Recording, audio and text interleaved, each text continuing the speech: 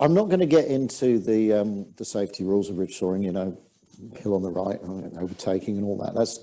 That's boring, and I'm not interested in that. Think about the nature of the flow. We talked about the flow up the hill, but we've been talking entirely about a two-dimensional hill. And even with a two-dimensional hill, there's a few things you can say about the nature of the flow. We talked about this. Let's imagine that the air is actually going up the ridge and it's all nice. And the sweet spot, you should get a little bit of an acceleration of the flow, and the steepest flow, the sweet spot, is probably somewhere like that. Steepest streamline, strongest wind, etc. What happens here? What's the wind doing there?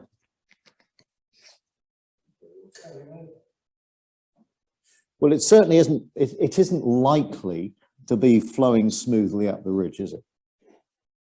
So one of the things about ridge soaring is the ridge works fine if you get down to here, and if you get down lower, at some point,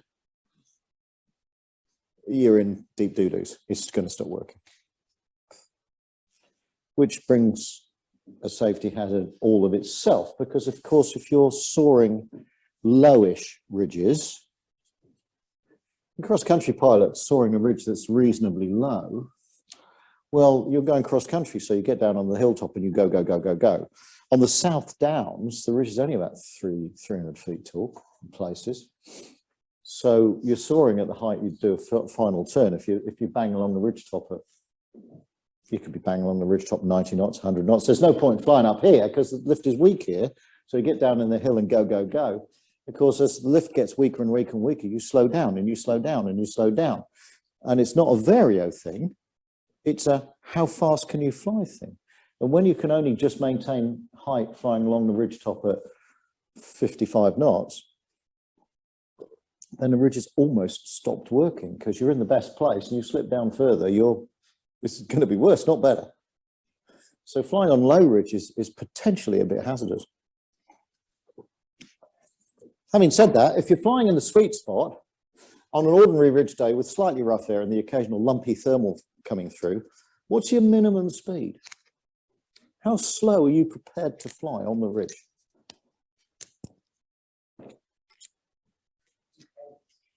It depends. Well,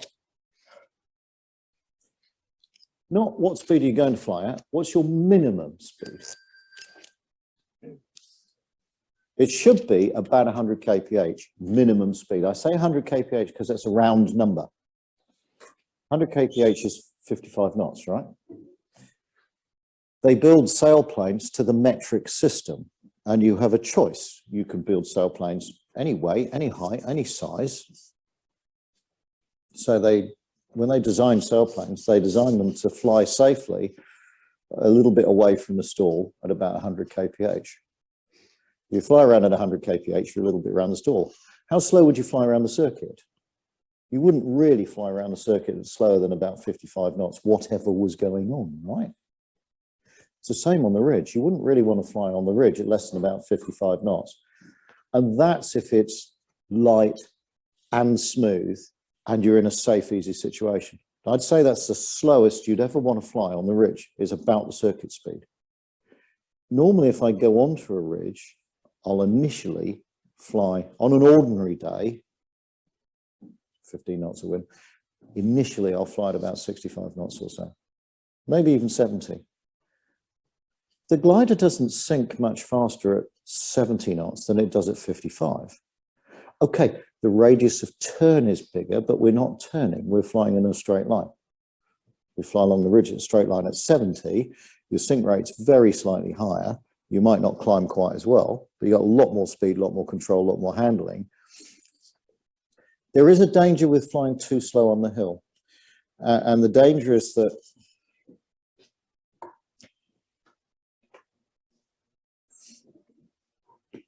if you get if you get anything flowing up the hill from underneath you, it will be going in a different direction. The thermal running up from underneath you will raise your angle of attack. So I've had this. It used to be a real problem flying in the mountains. It's definitely an Amarama problem. It's definitely a Southern French Alps problem and a Pyrenees problem. The dangerous days are not the windy, rough, horrible days. The dangerous days are the benign, soft, easy, but weak days. When you're flying on a benign, soft, easy, weak day, I remember doing this out of Amarama. We went a bit south. I'm tucked into a ridge, about 2/3 of the way up it in this very gentle flow, ghosting along at 55 knots. And this massive blue thermal comes out, the thermal, up the ridge and just knocks me sideways. Happened to a friend of mine,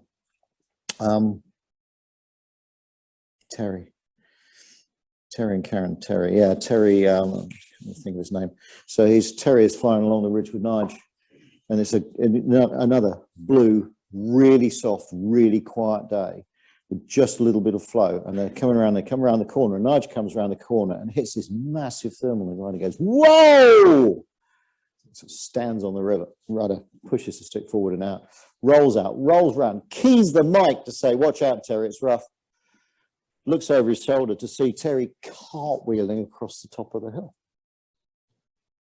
It's fine, little guy, really little guy, curled up in the front of the glider and disintegrated around him. And that was the end of the Yantar, and he bought an LS8. So not all bad. So what I'm trying to do is to say, if it's rough, it's obvious you need to fly fast. You need control of the glider, obviously. If it's smooth and quiet and weak, you will be tempted to slow down and get closer, slow down and get closer, slow down and get closer. And there is a limit to how slow and how close you want to fly. The other thing about flying close, of course, how many people in this room have parked a glider on the top of the hill? Nobody yet.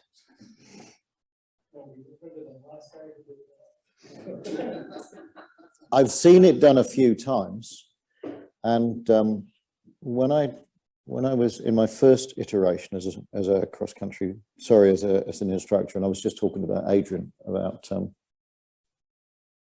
in the corner. I was the first person to try to teach Adrian to fly a long time ago. It was about then Lasham gave me the Janus C and sent me to a Boyne and said, oh, you can run the wave course. Well, I didn't know anything about flying in wave. I knew nothing about flying on the hills. And about day 2, I found myself ghosting around the top of this hill, and I just got it wrong. And I found myself doing about 45 knots, about 6 feet off the ground, just waiting for the hill to run out so I could accelerate away. I so nearly put it on the top of the hill, I cannot tell you. It's just caught myself out. So maintaining some safe distance and maintaining some safe speed is pretty obvious, but the unobvious thing is when it's quiet and easy, that's the dangerous time. That's when you're likely to stick it on the hill.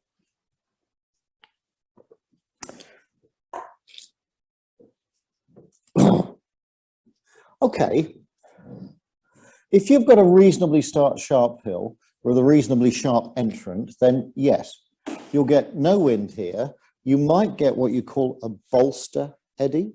You get a bolster eddy on a cliff where the wind just goes round and round on the bottom of the cliff and quite often flows along the cliff. You're certainly not going to get ridge lift. What you might get, of course, is thermals. If you think about the wind falling light, we talked about thermal generation and the time it takes for a thermal package spread out on the ground. You've got to remember that when you see a cumulus, little humpy cumulus, it started off life. I'm going to be a thermal now. It started off life, yeah, and it becomes a thermal package going up like that, and it becomes a humpy cumulus. Do that on the ground, because then you'll remember when you're looking at the ground that the thermal isn't very thick, it's just spread out on the ground. And it's got to do, it can't go up like that. It's got to go up like that. It can't go up as a flat sheet, a disc. It has to go up as a sort of teardrop bubble shape. Anybody read the E. Doc Smith Lensman series? No? He had starships that speed of light wasn't a problem. They had inertialess drives, but the starships were all this shape. Teardrops. Friction, right? Thermals go up in that shape. Friction. So the thermal won't go up as a flat disk. It'll go up as a teardrop, and it has to go from being a flat disk to being a teardrop, and it's here, so it basically has to get its shit together to be the right shape. And the way that it does that is something that we'll go into, but the thermal has to get organized and move. If there's a big strong wind, then it disrupts that process. And if there's a big strong wind, it disrupts the process, allows you even to get a bubble of warm air spread out along the ground, because a big strong wind will make the air do this. Part of the mixing in the boundary layer is driven by sunshine, thermals, vertical movement. Part of the mixing is driven by the wind, just bouncing over mountains and valleys and shit.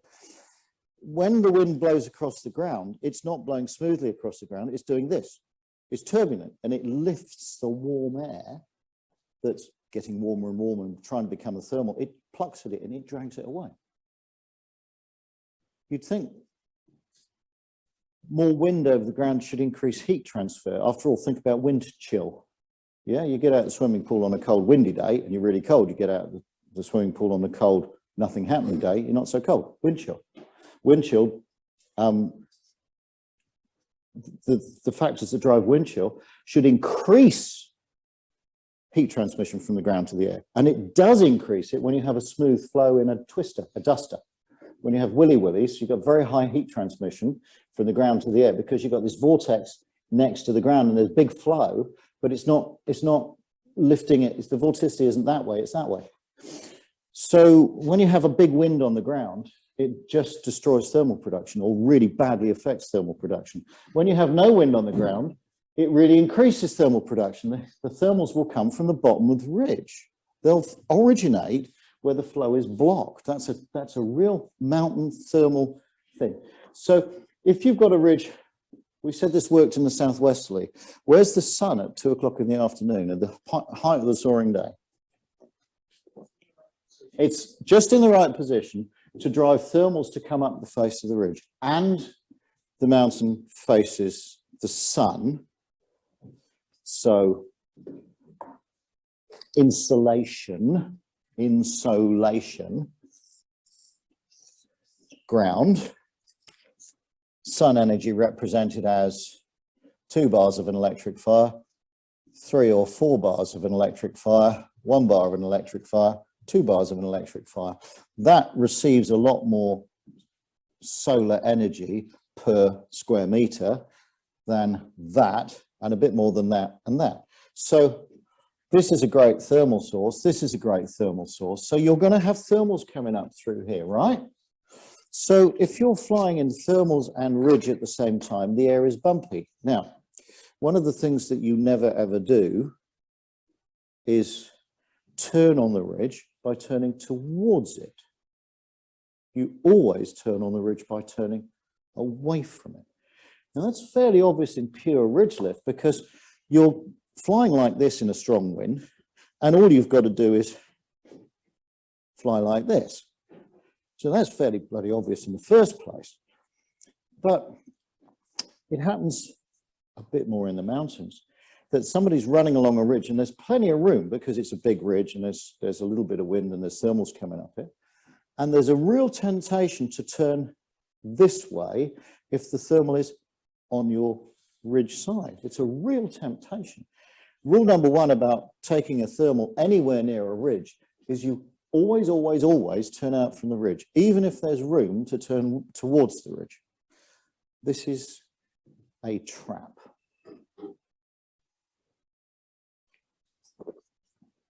We'll talk later about dynamic soaring.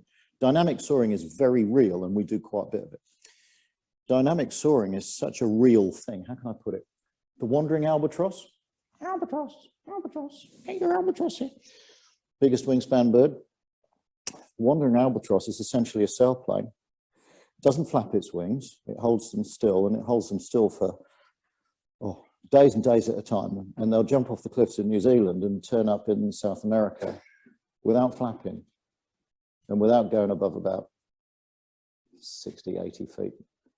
And they fly the whole way in dynamic soaring. It's real. It's very real. So real that a whole form of life has evolved just to take advantage of that means of locomotion. It's very real. When you cut in and out of thermals that are moving at a different direction to the wind, you experience dynamic soaring.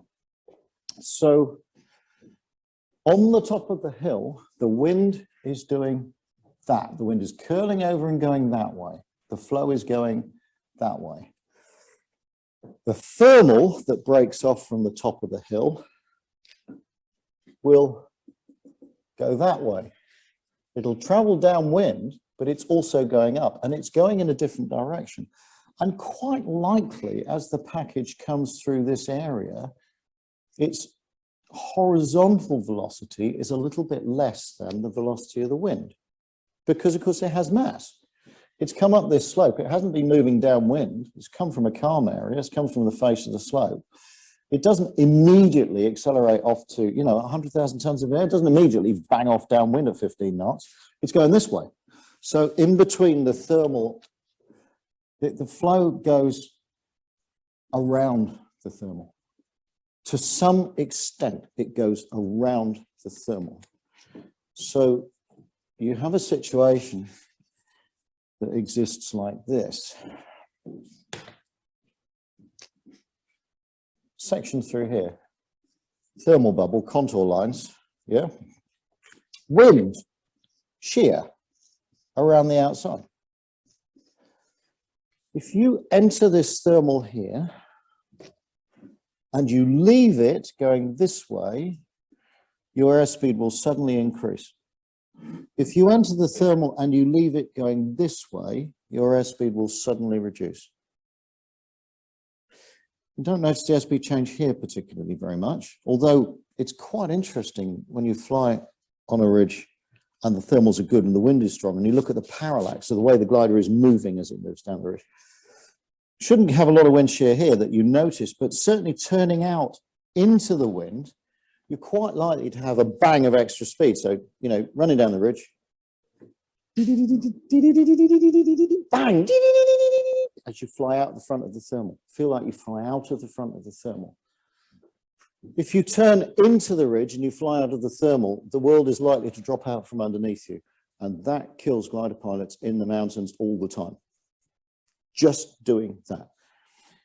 This isn't a mountain, it's a ridge, and you're not so likely to be trying to climb off from below the top of the ridge in a thermal as you would be in the mountains, because it's all smaller and there's not so much room to maneuver in the system, in the soaring system. But even so, rule number one, when you turn the glider, you always, always, always turn out from the ridge, and the wind shear can get you. Every now and then, somebody piles a glider into the top of a mountain, and they're very competent pilots.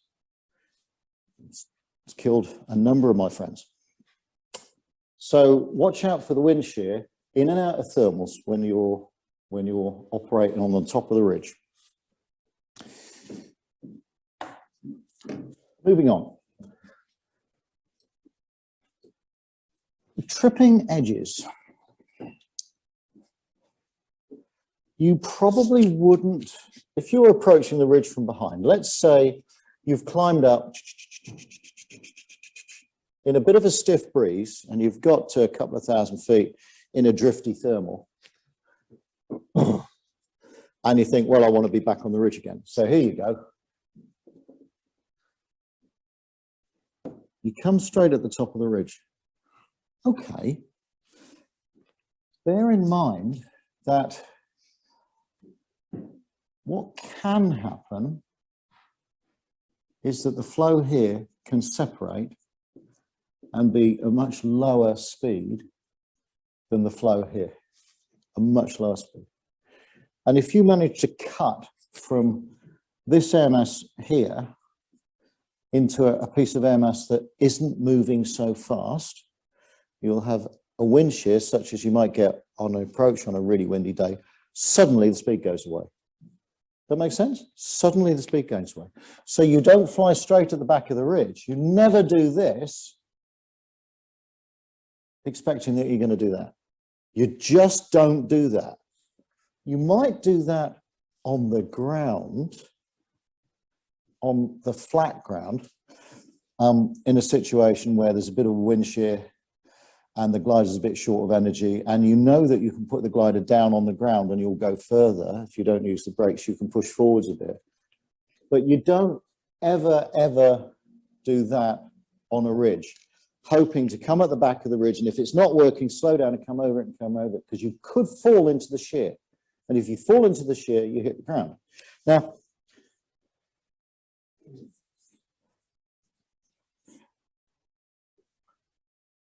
I have done that too many times and got away with it. And every time I've done that, I've thought, theoretically, this is a stupid thing to do and you shouldn't do it. So that's all very well. But we've been doing two-dimensional ridges. What if the ridge is three-dimensional? Let's draw a three-dimensional ridge. So here's a spur. And here's another spur coming out. And then that's going away into the distance, right? And the wind is left to right. And there's two bowls here. And there's a spur here.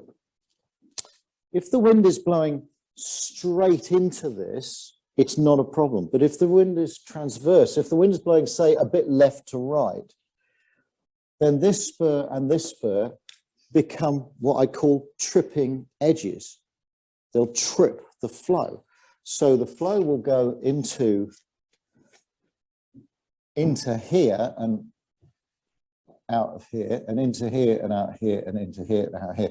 But just here, it'll trip.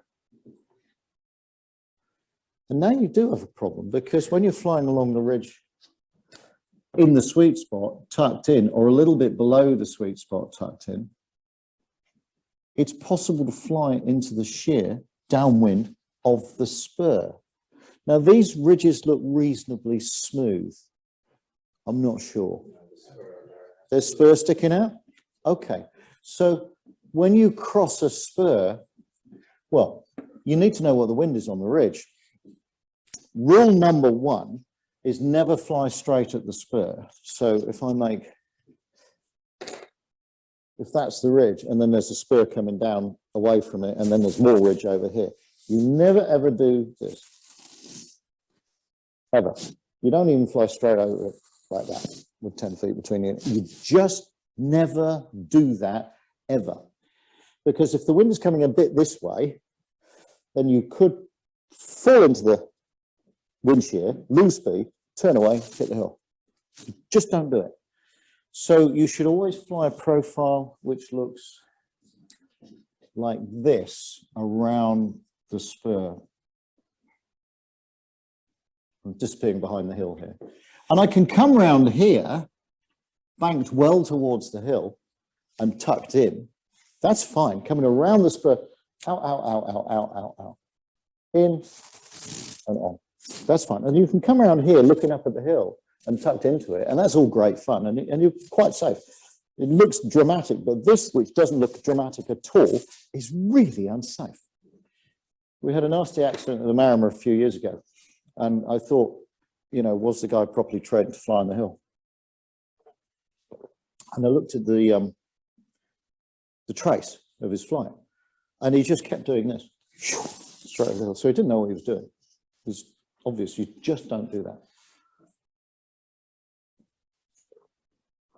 Similarly, if you were to be climbing in a thermal, in this situation, different color for the climb. If you were to be climbing in a thermal and the wind was taking the glider skew whiff across the hill, you can also get into the problem of possibly tripping up over that edge as well. I've had that. It's just as in the same way as, you know, if you're climbing off the top of the hill, you're climbing off the top of the hill, bang, bang, bang, bang, it can all go turbulent. Same sort of problem. So you need to be aware of the tripping edge, spur crossings. So where have we got to? Never too slow, not too close, and too slow together. So you're never going to settle onto the hill, and not too slow, so you're either going to get stalled by thermal, or happens more in France than it happens in New Zealand. People get rolled in the hill by wind shear. More hazards. I like this one.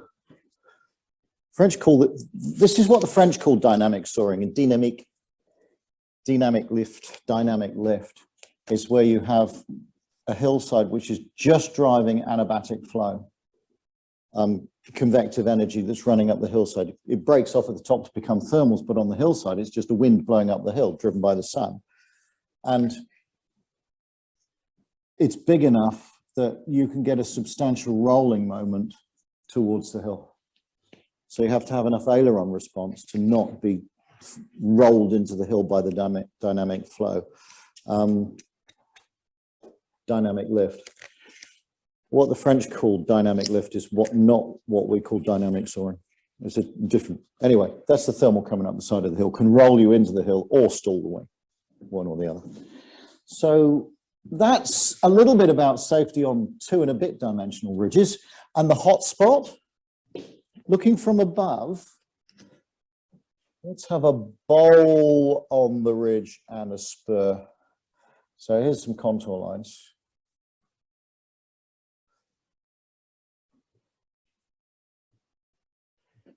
So this is high. This is the high side, wind from the left. So predict what's going to happen with the wind. Let's put the wind from here. Well, okay, so this bit's probably going to work. Here, the wind's blowing along the ridge. That's not going to help. Here, the wind's going to do that and blow along the ridge. That's not going to help. Here, the wind's going to do that and blow along the ridge. If it can escape the ridge, let's say the ridge comes to an end, goes around the corner. So it goes around the corner like that. This wind is going to go blow around the end of the hill, and guess what? When it escapes around the end of the hill, let's have a hill here, and there's the end of the hill. Where it bends to go around the end of the hill, it's going to go down as it accelerates. So the end is quite likely to be sinky as the airflow escapes around the end of the hill. So just looking at that thing, if the wind is coming from over there and this end of the hill, this side of that lump is kind of this way and the wind's kind of that way, then in this area, the wind's going to turn around to the right and it's going to flow around the end of the hill. And when it flows around the end of the hill, if it's a strong wind, it's going to accelerate and go down. And remember what we were saying about the low inversion? The lower the inversion, the more tendency there is for the air to escape around the hill than to go over it. So the lower the inversion, the more you're going to get the wind accelerating around the end of the hill and going down the hill as it does so.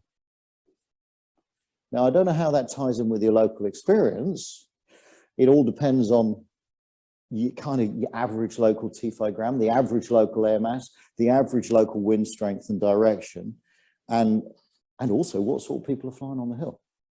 I kind of think this hill's not necessarily going to be completely benign in all conditions because it's got 2 ends, and as you said, it's got a spur in it, and as we know, we can get wave conditions, so it could be a challenge. But I don't know, what are you going to say about that? Yeah, it was a stable day. Sure, the wind blows across this airfield pretty strongly. It looks like it looks like it's coming from the west, but the actual wind the upper wind could be different because it's just getting squeezed between Ben Arty Hill here. Oh yes, of course, it can get canalized, yeah. And you can get sort of sink over the airfield, strong sink. Not always. I mean, you can get some very strong. On a stable day, I've definitely flown from one hill to the other and come down fairly pronounced here with a strong wind blowing on the ground. The example, when you just drawing the curved lines at the top, there's actually a gully there, and of course that actually prevents you. So Oh yeah, where you have a bowl. we've got a bowl, another spur, the hill starts to curve along towards the east of it, Yes. and then you end up with a glen and another hill. Yes. So of course you always have to train people to be very careful about jumping that glen, because that's usually where it dies completely. It's something with them too. So it's kind of what you're saying is you've got a situation where out of sight the ridge sort of goes around this way, and then you have something like that. Yeah. Another hill. So if you're in here, it'll just sink. Yeah. And then it'll lift at the end. I had a very entertaining mission. I learned about lead and follow from that. I'm dragging this guy down the Hawkton range, and the Hawkton goes south, it goes around the corner, and then there's this spur sticks out like this, and we come banging down here. And it's a plateau, it's a tableland, so the profile goes like this, up, like this. So this whole area here is high and unlandable, but it has gullies in it. There's a big gully going along like that, and lots of gullies in here that you really, really do not want to be in, because there is no way out. Especially this one, it's a bastard. And I come down here with this guy in tow and say, we're going to go around the corner and we won't stop until we get here. You go around the corner with the tailwind coming down, down, down, down, flying at 100 knots, you know, and pull up here, look back, and my student hurdles this ridge and flies down the gully. I scream at him on the radio, turn right, turn right, turn right. And he just sneaks it through a little gap and back onto the front here. For God's sake, I could have killed him, because there's nowhere to go in here. Anyway, so no lift, no lift, no lift, something here. Of course, coming the other way, you climb here and climb here and climb here, and that's all fine. And then if you try to fly up here, trying to work the ridge, the closer you are to this happening, the more sink you'll get. So working from here to here is a case of actually climb here, climb here, climb here, and take this track to stay out of the sink. Does that make sense for the more experience? Okay, so this is why you would do that, because here, as the flow accelerates around the side, it sinks. And as it accelerates around the side, you've got more headwind. So you have to go around it. So, you know, I'm a bit leery about flying low in the mountains. There are people that are experienced who do a lot of ridge soaring and so on in the mountains. But, you know, as compared to the mountains in New Zealand, our mountains, as Phil points out, are low relief, yes, with valleys. Yes. And what we tend to get is bands of mountains with valleys in them, you know, sort of scooped out, glaciated really. And the thing that I always worry about when I'm flying in the mountains is that in thermal, with any wind, is that the wind is going to be channeled down the valleys. And I don't have a good grasp of what the wind is doing in relation to the valleys. You know, you've got the prevailing, say, westerly wind, but if you have a valley that's not that is not tangential, but an angle to it, I'm always concerned about what the wind's actually doing, yes, what direction it is, and so then I can, and then what I can do from the point of view of ridge soaring. What comment would you make about that? You need to know what the wind's doing. Yeah. You need to know what the wind's doing on the valley floor. Let's see if I can draw something. Good indicators, right? Because a lot of the valleys have got locks in them. So. Yeah. Yes. Yeah. I'm not very good at drawing lines of mountains, so I'll draw this ridge with a couple of spurs going away. So I drew it a bit steeper this time, a bit more relief, right? And there's clearly a valley floor here.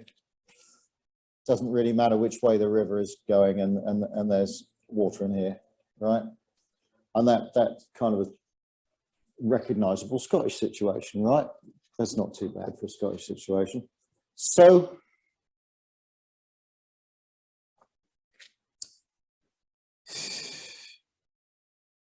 let's imagine this is running north-south, right?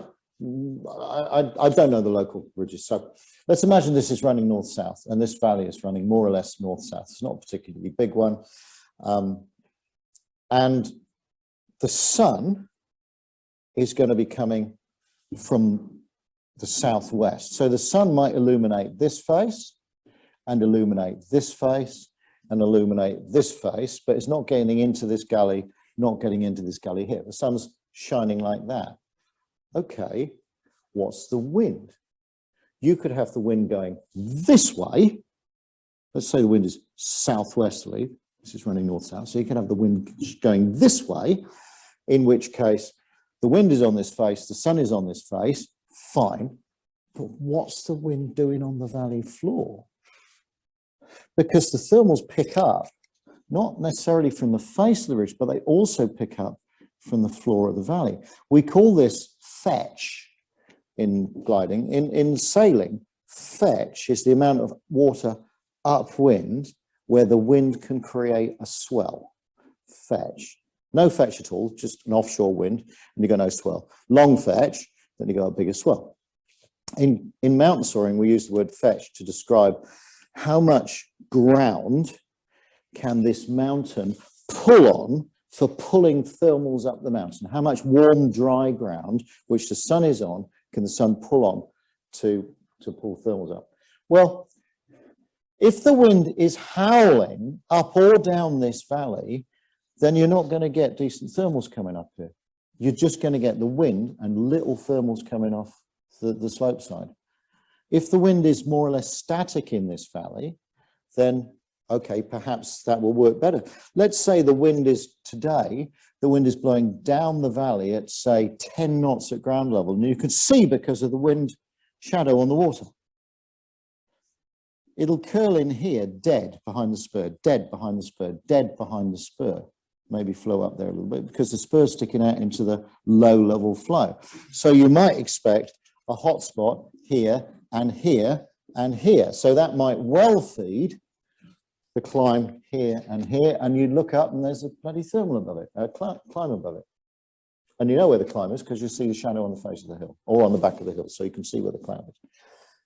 So what I'm saying is you need to know the wind on the hill, you need to know the aspect of the sun to the ground, you need to know the wind on the bottom of the valley, because you need to know where it's windy that's going to kill the thermals, and quiet that's going to allow the thermals to come up. So it's a multi-dimensional problem. It really is a multi-dimensional problem. And of course, we talked about mountain soaring here. The problem with mountain soaring in hills with low relief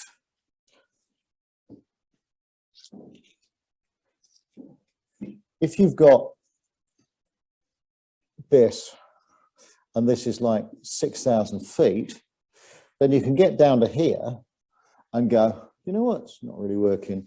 And you can fly out and you can fly down the valleys, and you know, 4,000 foot's worth of height, you can go 20 miles, whatever.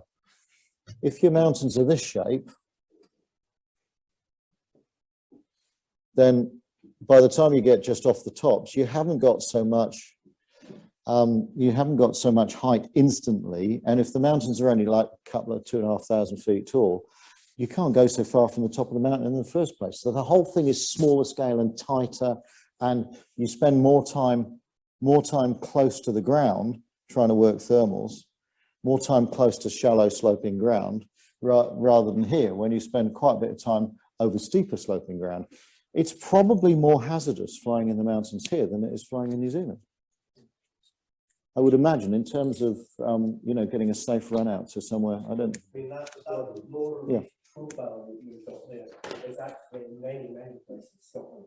It's extensive area, so you can't go into 3,000 feet, and maybe actually have a 4,500 feet cloud base, and you've got mile after mile after mile Of ground across. which is just sort of that. I was going to ask you a question about that. When you're depicting ridges such as that, so let's say we've got 10 knots steady west and we've got a north-south wind, and it's that sort of profile. Okay. And you've got the sun here, so the sun's nicely on it. Could you sort of draw a profile of that more rounded? Oh. 2,000 foot ridge, but it's flat. It's a very flat profile, maybe dropping back. Yeah. You know. So this is easy. Sun. Here's Mr. Sun. Insulation, lots of insulation on the surface. Bit of wind from here, and you can predict the flow. Bit of ridge lift, thermals coming out. All very happy, and there are techniques for working this and reading what's going on and so on. As it gets more like this, and that's the good situation with the sun and the wind together. We can talk about mountain soaring later on. But when you're trying to work your way up into the hills, you're more likely, I think, to be flying in a situation where the profile on the ground of where you want to go looks more like this. And there is somewhere to land here, and there is somewhere to land here.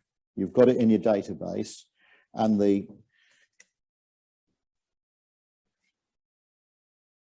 sky's looking like this. And you're actually picking thermals that are either coming from the top of the hill, the top of the massif here, or maybe coming up the front. But this angle is nothing like the angle you need to be able to thermal up, S-turn and thermal up like this. This angle here, you don't want to be 500 feet above the ground here, because you're not going to saw the slope of the ground, and you're not going to be able to comfortably climb in thermals. So it's kind of awkward, I agree. These are two-dimensional diagrams. There might be some three-dimensional cuts and edges and hotspots where you know you can go and get a climb. There might be, say, a quarry cut into this, or quarry? I'm not sure about your hills. Okay, quarry cut into it, or a cliff that's liable to give you proper mountain soaring in proper mountains, you know, 6,000, 7,000, 8,000 feet tall with nice steep slopes and Southern European weather, New Zealand weather. A lot easier for the soaring than dealing with a situation like that. I completely agree. It becomes a real tactical problem. You know, I can climb here, I can get up to here. Can I actually reach this safely? And if I end up getting to here, am I going to be able to climb? It's not like getting to here with a bit of wind and sun on the ridge and climbing up. Yeah, I agree. All I can say is more difficult, and I don't have any immediate solutions. I think you can't really go into these hills unless the cloud base is reasonably high. You just can't. Whereas we can fly in these hills. We can fly in these hills in New Zealand when the cloud base is not much above the top of the hill. It's not a problem. But I wouldn't dream of flying into these mountains without sort of 1,500 feet or 2,000 feet of clear air between me and the ground. I don't think there's enough room to operate. Can I ask Nick? Because you fly at Feshy, you know, and we're on the Cairn Gordons, which, leaving aside Ben Nevis and all the rest of it, you know, is about the most spectacular sort of mountains.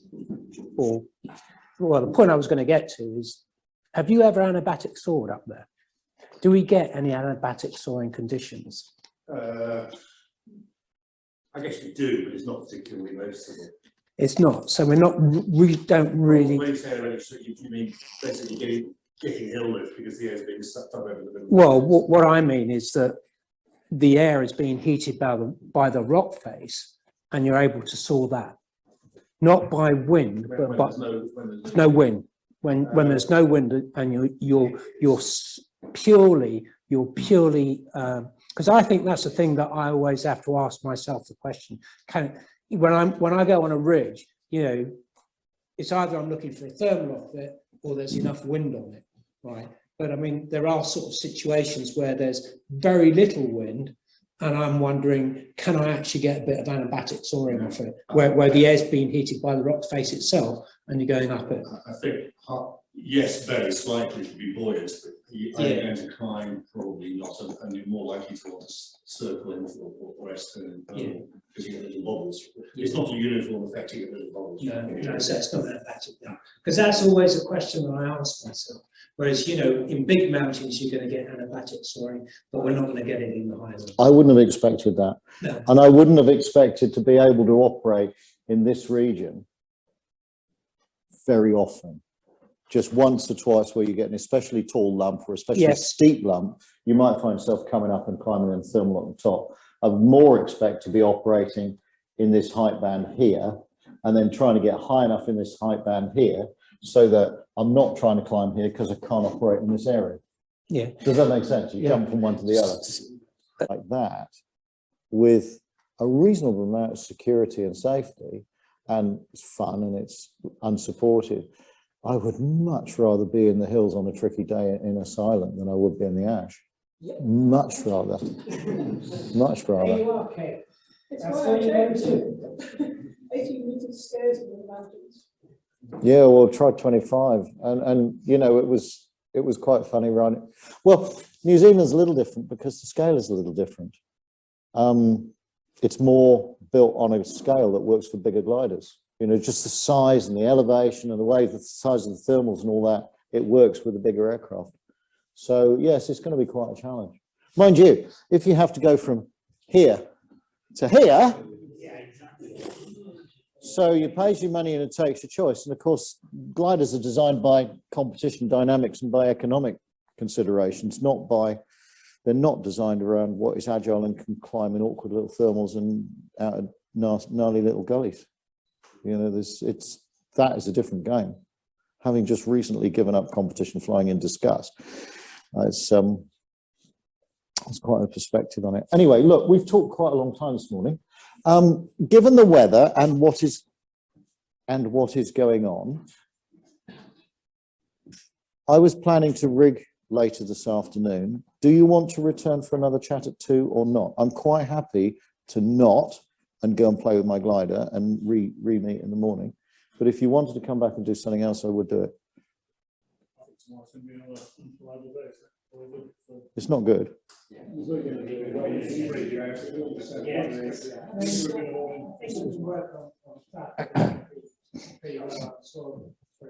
So I suggest then we call it quits. We call it quits now, and then those of us that got big gliders to rig can rig them. So if it turns out to be a soaring day tomorrow, we're ready to go out and fly. Absolutely. As opposed to going out and putting our gliders together. So lunchtime and then a rigging party, I guess.